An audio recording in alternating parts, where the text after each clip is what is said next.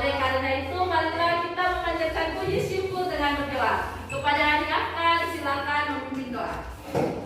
Siap. Kita belajar, marilah kita berdoa. Berdoa mulai.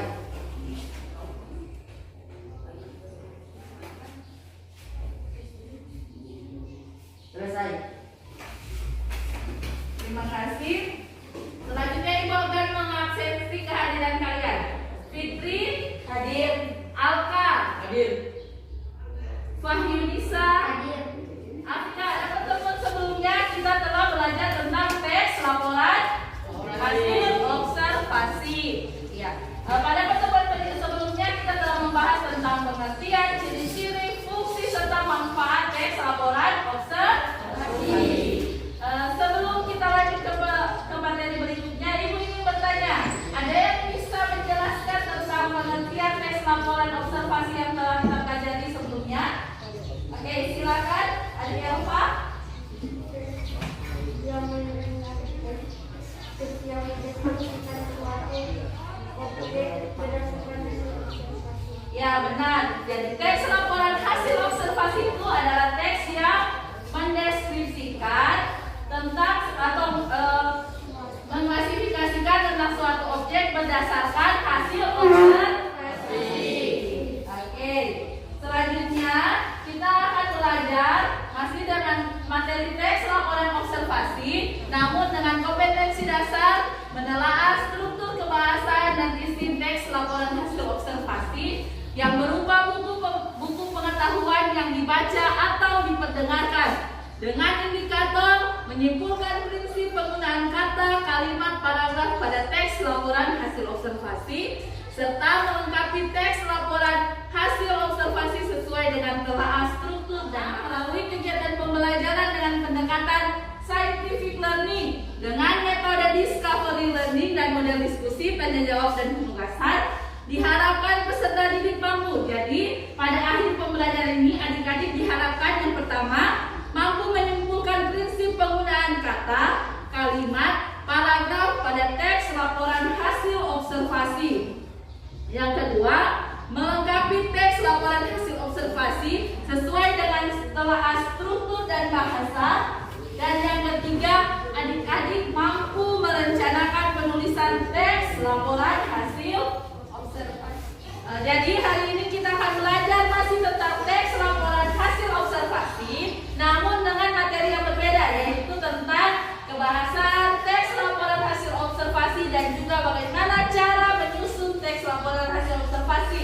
Untuk itu adik-adik sekalian silakan buka halaman link YouTube yang telah Ibu bagikan di grup WA kalian masing-masing.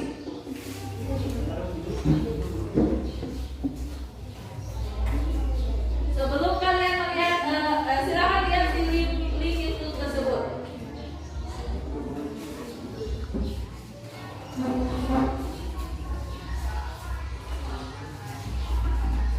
Adik-adik sekalian silakan buka di link YouTube kalian. Ada?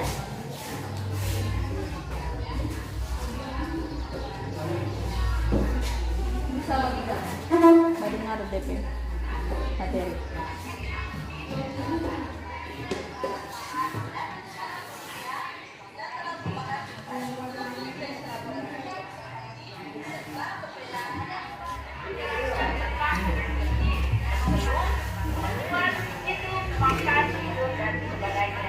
Selanjutnya, sekalian sudah semua menonton video pembelajaran tadi? Ya.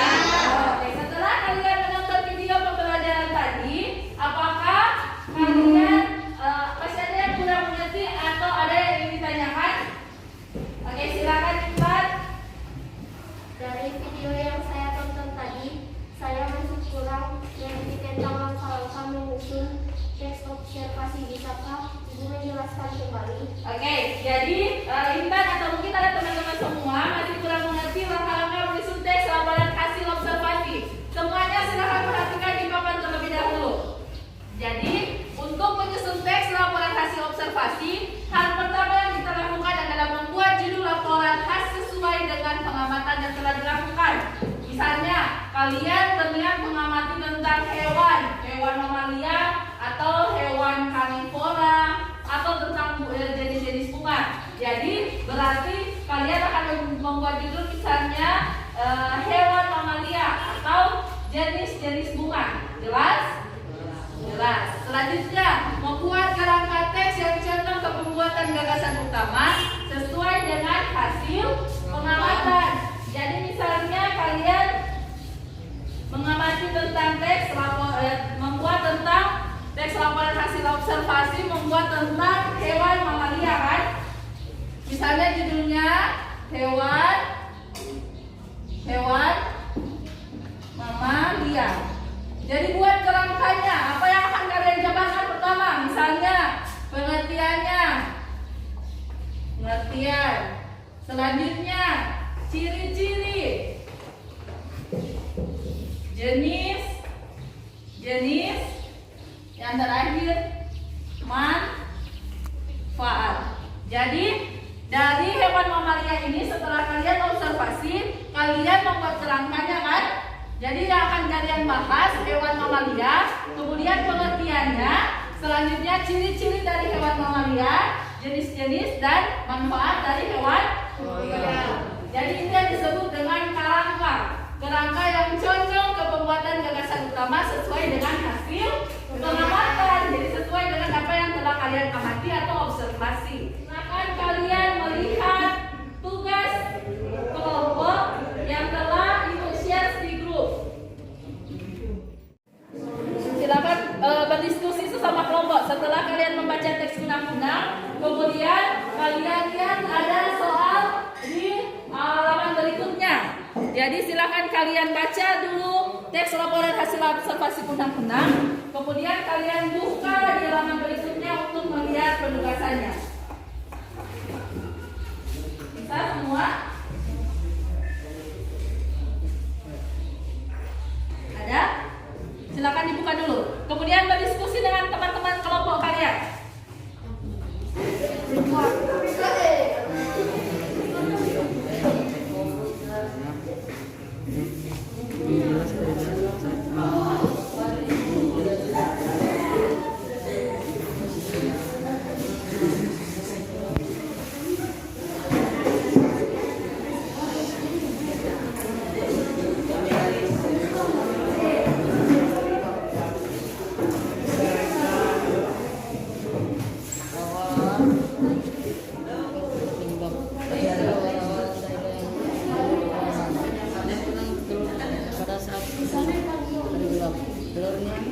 telurnya berjumlah Oke, adik-adik sekalian, sudah selesai diskusi kelompok kalian? Oke, silakan kelompok untuk mempresentasikan hasil diskusi kelompok. Ibu mulai dari kelompok 5. Dipersilakan ke kelompok 5 menyampaikan diskusi kelompok.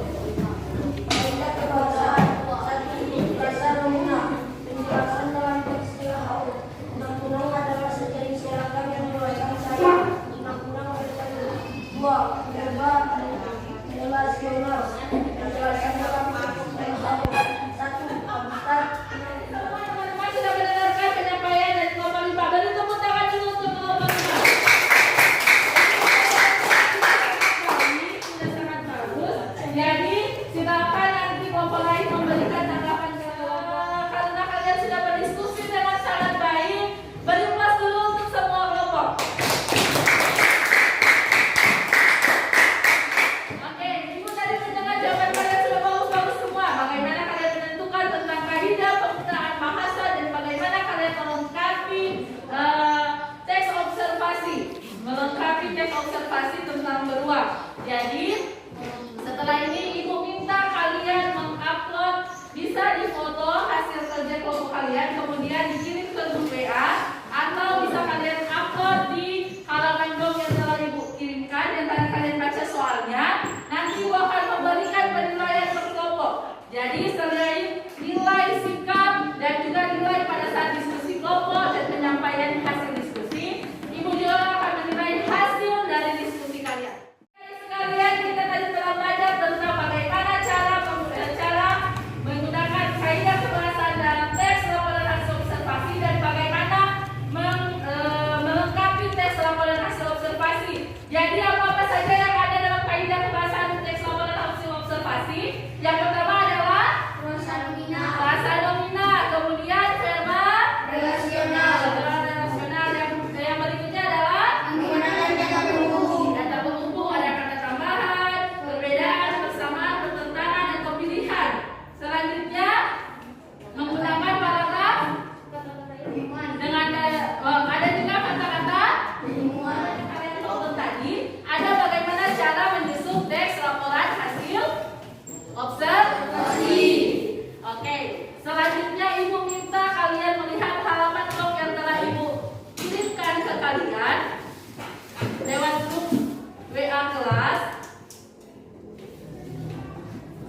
Jadi ada di situ tugas yang harus kalian kerjakan di rumah.